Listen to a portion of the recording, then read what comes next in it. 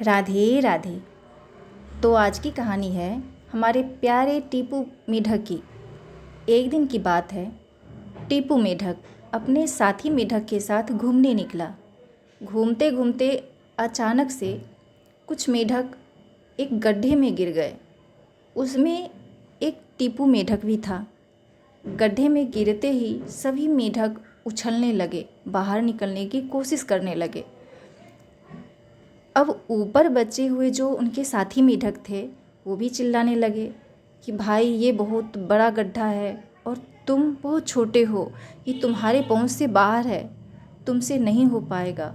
और वो सभी खरे साथी बार बार यही बात बोले जा रहे थे। यहाँ गड्ढे में जो मेढक थे वो भी सोचने लगे कि हाँ भाई, अब हम बाहर नहीं निकल पाएंगे, ये हमारे बस की बात नहीं है। अब हमारे अंदर जो सांसें बची है वो इसी गड्ढे में रहकर लेनी है और फिर हम सब यहीं मर जाएंगे। अब हम कभी बाहर की दुनिया नहीं देख पाएंगे। उनके अंदर नकारात्मक सोच जन्म लेने लगी थी और वो मायूस होकर कोशिश करना भी बंद कर दिए। लेकिन टीपू मेढक कोशिश करना बंद नहीं किया।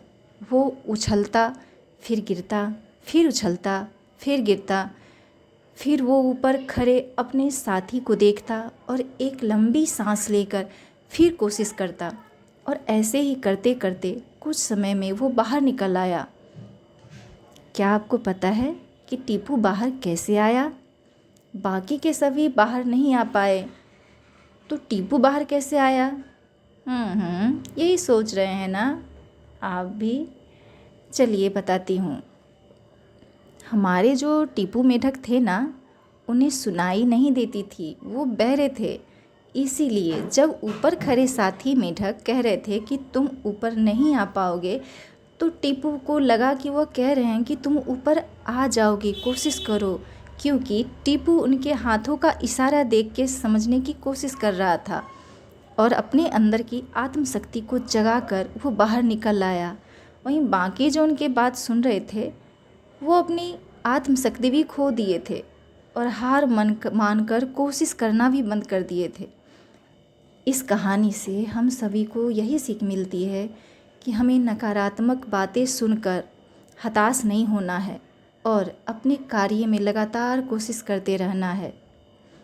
ये टीपू मेढक और कोई नहीं, हम लोग ही तो हैं, है ना? राधे राधे।